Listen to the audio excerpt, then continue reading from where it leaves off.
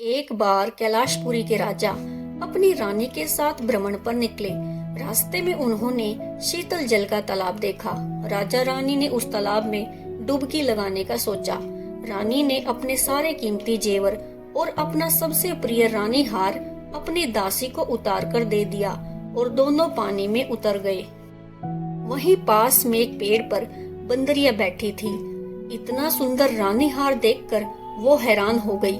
इस रानी हार को पहनकर कितना सुंदर दिखेगी, वो ऐसा सोचकर मन ही मन खुश होने लगी। बंदरिया ने उस रानी हार की रखवाली करने वाली दासी को ध्यान से देखा, जो खाली बैठे बैठे झपकी ले रही थी। और जैसे ही दासी की आंख लगी तो बंदरिया पलक झपकते ही पेड़ से नीचे उतरी और उस रानी हार को लेकर फुर हो गई। उसने वो रानी हार एक खोखले पेड़ के तने में छुपा दिया और चुपचाप जाकर वापस से पेड़ पर बैठ गई। फिर थोड़ी देर के बाद जब दासी की नींद खुली तो हार को वहां न पाकर वो घबराई और जोर जोर से मदद के लिए चिल्लाने लगी। राजा के सिपाही दौड़कर उसके पास आए और रानी हार की चोरी की बात सुनकर तुरंत उन्होंने बगीचे के चारों ओर छानबीन शुरू कर दी। कुछ सैनिकों ने राजा को रानी हार के चोरी होने की सूचना दी और राजा ने तुरंत चोर को पकड़ने का आदेश दिया। बगीचे के बाहर एक गरीब आदमी टहलते हुए जा रहा था। उसने अचानक बगीचे के अंदर शोर शराबा सुना और कुछ सैनिकों को गुस्से में बाहर आते देखा तो वो गरीब आदमी घबराकर दौड़ने लगा। सैनिकों ने दौड़कर उस आदमी को पकड़ लिया और उसे पीटना शुरू कर दिया और उससे रानी हार के बारे में पूछने लगे। गरीब आदमी के बार बार मना करने पर भी सैनिकों ने उसका विश्वास नहीं किया। अंततः उस आदमी ने कहा, हाँ, हार को मैंने ही चुराया है। उसने सोचा ऐसा बोलने से शायद सैनिक उसे नहीं मारेंगे और राजा के सामने पेश कर देंगे और तब वो राजा के आगे अपनी बात रखेगा। सैनिकों ने उसे राजा के दरबार में पेश किया। राजा ने कहा, मुझे केवल ये सुनना है कि वो रानी हार अब कहाँ है। इसके अलावा तुम एक शब्द भी नहीं बोल सकते। अब वो गरीब आदमी दुविधा में फंस गया, पर वो बहुत चतुर था। वो बोला, राजा साहब, वो हार मुझसे आपके वित्तीय सलाहकार ने छीन लिया। राजा बहुत हैरान हुए। राजा ने अपने वित्तीय सलाहकार को बुलवाया और पूछा, आपने इस चोर से जो रानी हार छीना है वो अब कहाँ है? उसने हड़बड़ाकर कह दिया, वो तो मैंने शाही शिक्षक को दे दिया। फिर शाही शिक्षक को दरबार में बुलवाया गया। जब उससे हार के बारे में पूछा गया तो उसे कुछ समझ नहीं आया और उसने कहा, मैंने वो हार शाही संगीतकार को दे दिया था। जब शाही संगीतकार से पूछा गया तो उसने कहा, मैंने वो हार शाही नर्तिका को भेंट कर दिया। जब शाही नर्तिका को दरबार में बुलवाया गया तो उसने कहा, महाराज, मैं किसी रानी हार के बारे में कुछ भी नहीं जानती।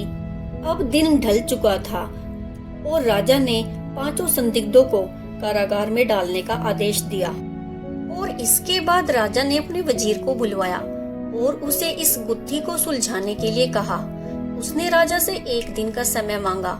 अगले दिन वजीर उसी बगीचे में गया। उसने देखा कि गेट पर इतनी अधिक संख्या में सैनिक दल के होते हुए किसी का भी बाहर से बगीचे में आकर चोरी करना और फिर वहां से भाग जाना लगभग असंभव था। मतलब साफ था कि चोर बगीचे के अंदर मौजूद किसी शख्स ने ही की है। पर प्रश्न ये था कि उन 5 में से कोई भी बगीचे में मौजूद नहीं था, तो वो इल्जाम एक दूसरे पर क्यों डाल रहे हैं?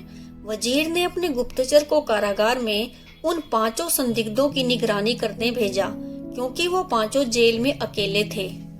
तो सबसे पहले वित्तीय सलाहकार ने उस गरीब आदमी से पूछा, भाई, मैं तो आपको जानता तक नहीं, तो आपने मेरे ऊपर झूठा आरोप क्यों लगाया?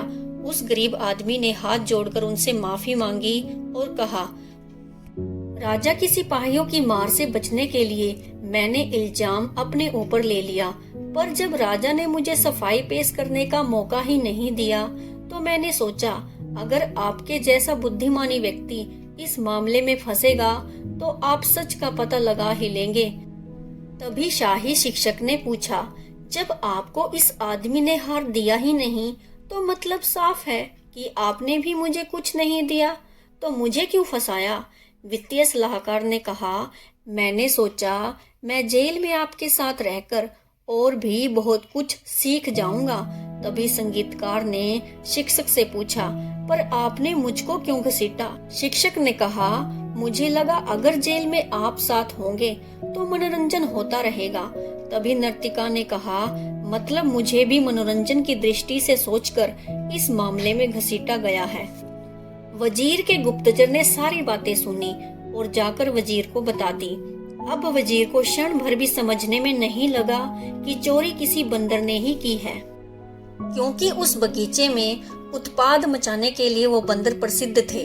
अगली सुबह वजीर कुछ आर्टिफिशियल जेवर लेकर बगीचे में पहुंचा। वहां कुछ बंदरों को उसने वो आर्टिफिशियल हार पहना दिए और उनकी तारीफों के पुल बांधने लगा।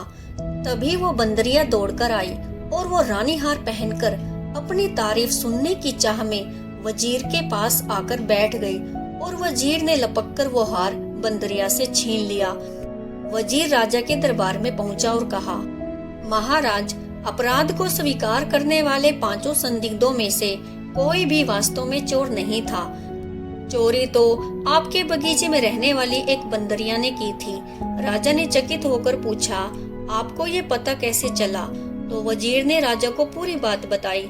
राजा ने मुस्कुराकर कहा, ये गुत्थी आपके अलावा कोई भी नहीं सुलझा सकता था। उसके बाद राजा ने वजीर को इनाम देकर पुरस्कृत किया। Thanks for watching.